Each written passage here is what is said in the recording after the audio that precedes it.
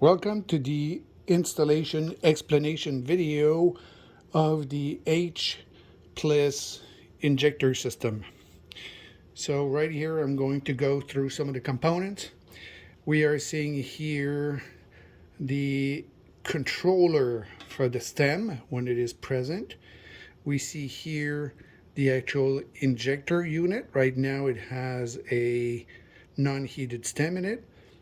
Here we see the actual heated stem with its electronic connector to the controller.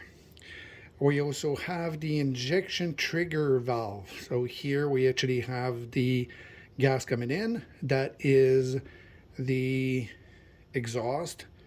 Here we have the gas valve that controls to keep the plunger up. Here we actually see the line to actually do the actual injection, and at the same time it has the second line that goes to the controller to actually trigger the heating. In order to install it on different type of GCs, it is very straightforward. Most of the unit rely on an injector nut, so depending on the type of injector, depending on a Agilent, a Shimatsu, a Varian, that injector nut assembly here will be slightly different, but all the system actually work the same. This here would actually would be the carrier gas inlet. So normally the carrier gas that would go to the injection port is actually cut, blocked, and then rerouted so that the carrier gas comes through the injection assembly. So this will actually allow to have the GC still control the flow, so the EPC still controls everything. There's no change.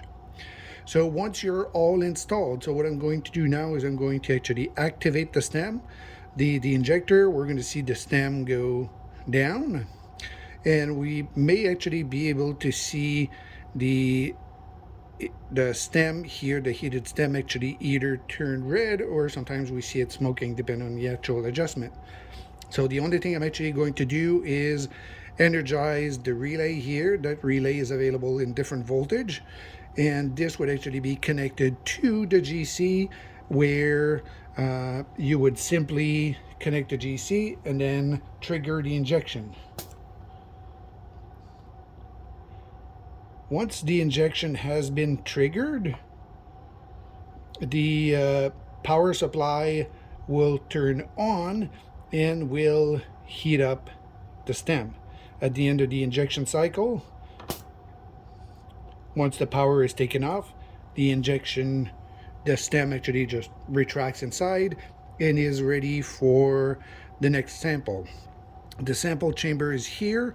That is a 1/8 connector. You can actually connect this with a standard swage lock connector, and you have your high pressure sample up to 2500 psi being actually maintained here, pressurized, and actually injected. You actually see here the actual little groove where the sample is actually pushed into the system. If you have any questions or comments, contact us, Chromatographic Specialties. Thank you.